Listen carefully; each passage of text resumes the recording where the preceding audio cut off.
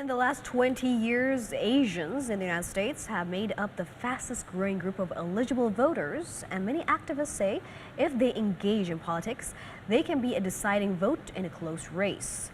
However, reaching potential voters in the Asian community has been quite a challenge, as VOA's Elizabeth Lee explains from Houston, Texas.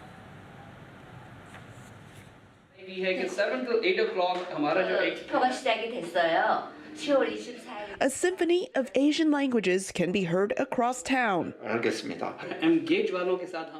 airwaves, Muslim community and South Asian community.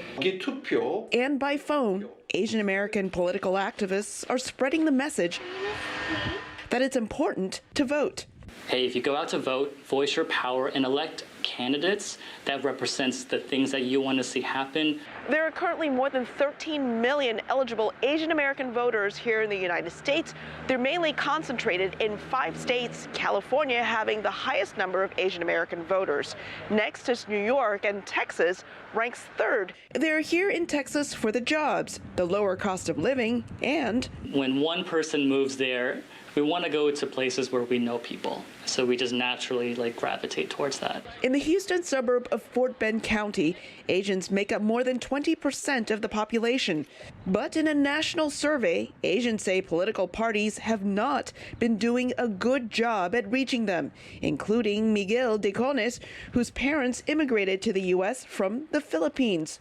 I see flyers all the time come to my house, but I've never really had specific outreach specifically from my ethnic group.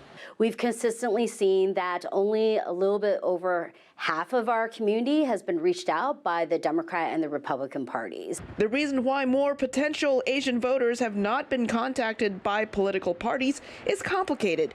Asian Americans only make up 5.5% of voters in the U.S., and they're not a monolithic group. Asians differ culturally and linguistically.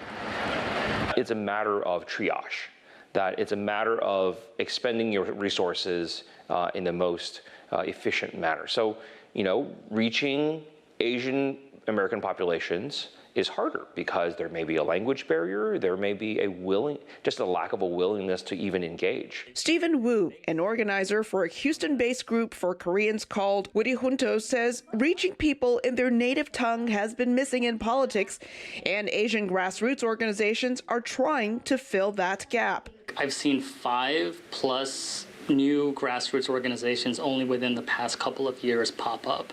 I also see more funding coming into the state dedicated towards Asian American organizing efforts. Texas is huge, Houston is huge. We need to have these many organizations to fill all the different perspectives, ethnicities, income levels that we have in this city. Organizers say only when people go to the polls and vote will the diversity of their views and cultures be reflected and heard by local and national elected officials.